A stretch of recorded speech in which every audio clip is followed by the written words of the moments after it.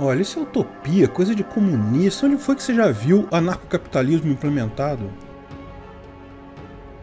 Sociedades sem governo coercitivo, sem ordenamento jurídico uno, sem violência contra cidadãos, não são novidade. Existiram vários exemplos que se aproximaram bastante de tal paradigma ao longo da história humana, e alguns existem hoje. Nenhum de forma perfeita, mas vários chegaram muito próximos do ancapistão ideal. É importante entender que o ancapistão que está por vir é fundamentalmente diferente dessas situações do passado, posto que o ancapistão que virá é baseado no acesso amplo e barato à informação. Portanto, tenha em mente que o ancapistão que vemos como inevitável em alguns anos não será como esses exemplos. Veja o vídeo Por que o Estado vai desaparecer para entender por que isso é inevitável. De qualquer forma, avaliamos alguns casos passados, seus acertos e seus erros, porque isso é uma oportunidade importante para aprendermos o que pode dar certo e com o que temos que tomar cuidado no nosso ancapistão futuro. Os casos que vamos ver surgiram por motivos aleatórios, não por busca explícita de uma sociedade voluntária. A maior parte deles teve grande sucesso em melhorar as condições do povo, porém todos eles acabaram destruídos em algum tempo depois por invasão de estados externos. Como expliquei no vídeo sobre as fronteiras do ancapistão, nas condições de baixa informação, um exército organizado de um país que explora seus cidadãos tende a ser mais forte que uma milícia voluntária formada por cidadãos livres da escravidão estatal. No momento que o ancapistão começa a despontar como uma força econômica, inevitavelmente algum estado resolve acabar com esse ancapistão para poder explorar tal riqueza. Antes de estudarmos os casos que se aproximaram de fato de ancapistões no passado, vamos apontar alguns casos que são usualmente descritos como sociedades libertárias, como ancapistões, porém são de fato meros espantalhos usados por socialistas para desmerecer o ancapistão.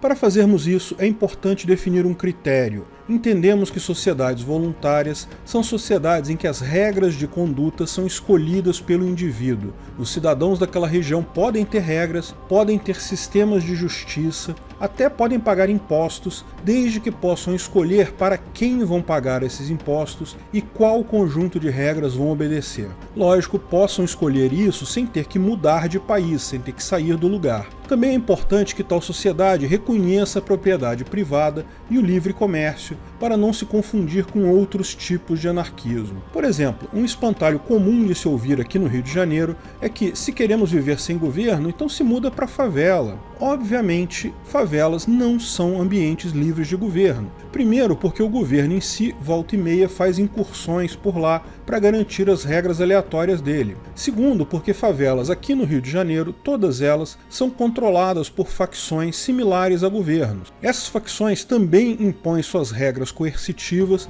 e também usam violência para forçá-las. Em alguns casos, tem até tribunal do tráfico. Todos cobram impostos de comerciantes e exploram moradores com impostos sobre gás, sobre o gatunete e por aí vai. O caso aqui não é de ausência de governo, mas de disputa entre dois governos sobre uma população. É o mesmo caso da Somália. Alguns socialistas colocam que houve um período no passado em que não havia governo na Somália e, portanto, lá seria um exemplo do que acontece sem um governo. A questão é que isso nunca aconteceu de fato. O que houve na Somália foi uma guerra civil duradoura que chegou a ter, em alguns momentos, 6 facções diferentes disputando o território. Ainda hoje existem áreas conflagradas e governos distintos disputando o território. Mais uma vez, não existiu ausência de governo, mas mais de um governo disputando a mesma área. Curioso observar que, mesmo nesse caso, houveram até algumas medidas positivas do ponto de vista econômico nesse período.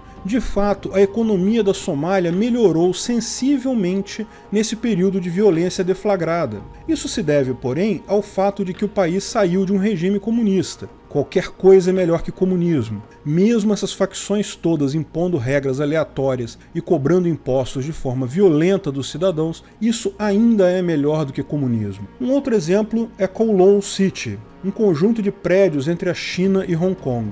Embora não seja submetida nem à lei de Hong Kong nem à lei da China, esse impressionante complexo de edifícios foi governado, enquanto durou, pela tríade, a máfia chinesa. Não há distinção significativa entre grupos mafiosos e governos. Se um deles está presente, não há liberdade social e econômica e, portanto, não é anarcocapitalismo.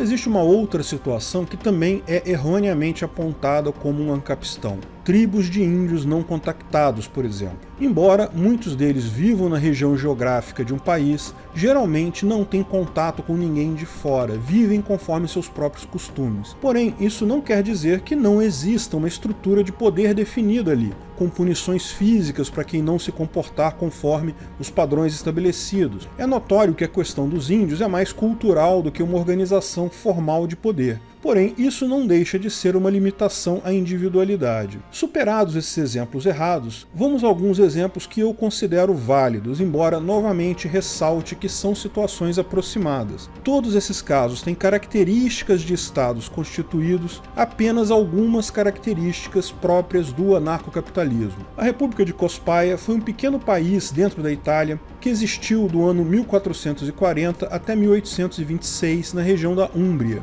Embora tenha o nome de república, não havia organização estatal coercitiva ali. Não haviam impostos, não havia legislação, nem inicialmente moeda. A república surgiu devido a um erro de marcação da fronteira entre os estados papais e a República de Florença. Acabou virando uma zona neutra entre esses dois estados grandes e poderosos, e esse equilíbrio de poder garantiu a segurança da região por muito tempo. Se um dos dois estados atacasse Cospaia, o outro veria isso como uma ameaça e poderia haver retaliações. Assim, um pequeno país, sem exército, sem governo, sem impostos, sobreviveu por vários séculos e prosperou economicamente de forma extraordinária. Casos de brigas e crimes eram resolvidos por arbitragem, em que as partes escolhiam uma pessoa para tomar a decisão sobre quem estava certo. Em 1576 começaram a cultivar e comercializar o fumo, e tiveram muito sucesso quando o Papa proibiu o tabaco nos estados papais. Como era proibido no país ao lado, mas liberado em Cospaia,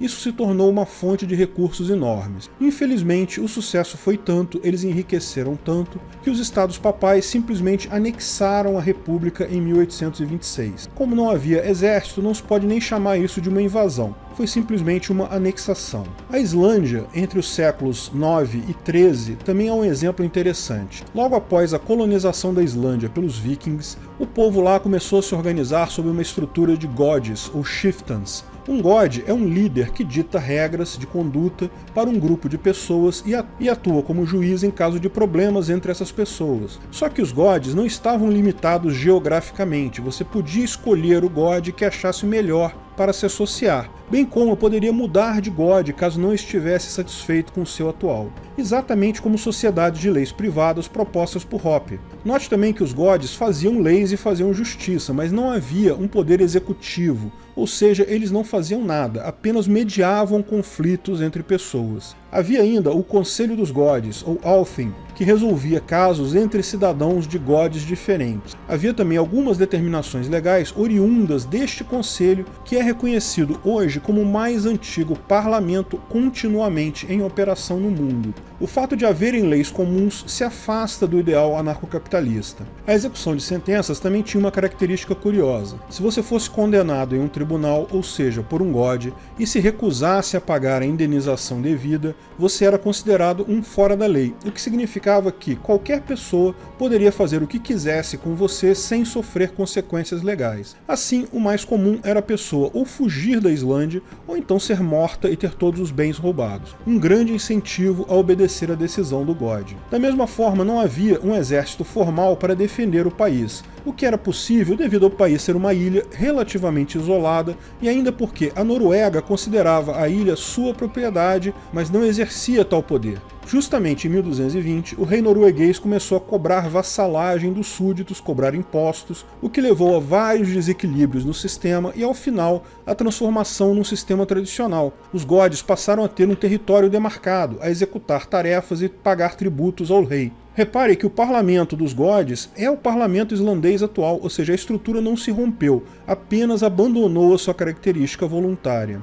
Outro exemplo é a Irlanda, outra ilha que também desenvolveu um sistema similar. Na Irlanda, os clãs, ou tuatha, eram organizações similares em que um líder, o rei do clã, comandava as pessoas definindo leis, julgando casos, mas novamente não havia delimitação geográfica, as pessoas poderiam escolher qual clã queriam pertencer, poderiam trocar de clã conforme desejassem. Não se sabe o início desse sistema, apenas a partir do século VII encontra-se evidência real de tal sistema em funcionamento. Alguns historiadores com base em poemas acreditam que já funcionava desde o século III, porém não há evidências fortes disso. Com a invasão inglesa da Irlanda no século XII e posteriormente a introdução do ordenamento jurídico britânico, o sistema foi abandonado. Os clãs ainda são definidos na Irlanda, mas hoje apenas culturalmente e associados a uma família, O'Neill, MacSweeney, O'Connor, ou seja, viraram uma espécie de sobrenome sem qualquer relevância política. Note que, embora não tenham implementado toda a ideologia anarcocapitalista, pode-se observar desses exemplos claramente que o nosso apego a um sistema de ordenamento jurídico monolítico é uma ilusão. Justiça pode ser servida facilmente por arbitragem ou por sistemas de leis privadas, com múltiplas legislações diferentes atuando no mesmo lugar. Punições exclusivamente financeiras e por banimento funcionam muito melhor e de forma muito mais eficiente que as alternativas de cadeia e tortura, que eram o padrão na época. Porém, é importante ressaltar e reconhecer a fragilidade dessas sociedades face a estados militarizados. E esse mesmo ponto pode ser levantado em relação a Liberland e outras iniciativas de ancapistões atuais. Liberland é um ótimo exemplo de iniciativa atual nesse sentido. Situada entre a Croácia e a Sérvia, em um pequeno terreno que não é reclamado por nenhuma desses dois países, o país possui instituições formais que sobrevivem exclusivamente de taxas e doações voluntárias. Eles até emitem passaporte, porém o reconhecimento de outros países é limitado, e mais recentemente, tanto a Croácia quanto a Sérvia têm impedido pessoas de chegar a Liberland. Em todos os casos, no momento que for conveniente a um Estado, eles simplesmente poderiam anexar a região. Da mesma forma, uma milícia que se torne muito poderosa dentro de um ancapistão pode facilmente tomar o poder e estabelecer um Estado. Por isso, a importância do aspecto econômico. Uma sociedade voluntária, para ser estável, precisa garantir que obter poder por trocas voluntárias é mais barato e simples do que obter poder pela força. Ter um grande exército, estoques de armas, tudo isso é algo muito caro. A descentralização e especialização da produção garantem não apenas o maior ganho de eficiência, mas também impedem que o mesmo grupo tenha acesso a todas as etapas para a montagem de um exército. Além disso, podem surgir acordos voluntários similares à OTAN, porém entre indivíduos, do tipo: se você for atacado, eu prometo ajudar na sua defesa e boicotar o agressor. Muitas pessoas participando de pactos desse tipo podem ser encarados como uma barreira adicional a tais abusos. Nem tanto pela defesa em si,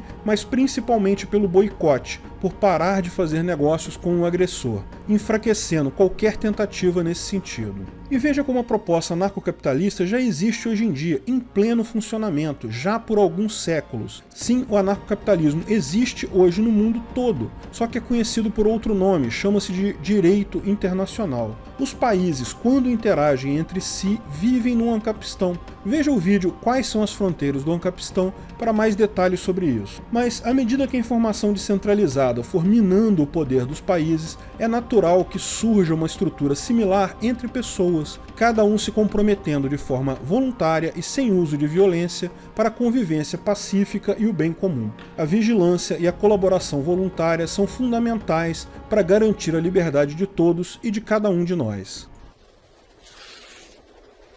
Se você gostou do vídeo, não esqueça de curtir e compartilhar. Comente abaixo se tiver qualquer dúvida ou se quiser sugerir novos temas. Se inscreva no canal e clique no sininho para ser avisado de novos vídeos. Lançamos vídeos novos todas as sextas-feiras, eventualmente algum vídeo extra durante a semana. Agradeço a todos os nossos apoiadores no Patreon, Apoia-se e Subscribestar, principalmente nossos apoiadores VIPs, areanobre.com.br, Bob Dias, Bruno Brinatti, Delcio de Castro Júnior, Keller, Fabrício Biasotto, Gabriel Carres, Matheus Azevedo, Matheus Nardi, Onias Vieira Júnior, Rodrigo Andolfato, Thiago Abreu, Washington Matos Poloto. Se quiser contribuir com o canal, ajudar na divulgação do anarcocapitalismo, veja na descrição do vídeo de que formas você pode fazer isso.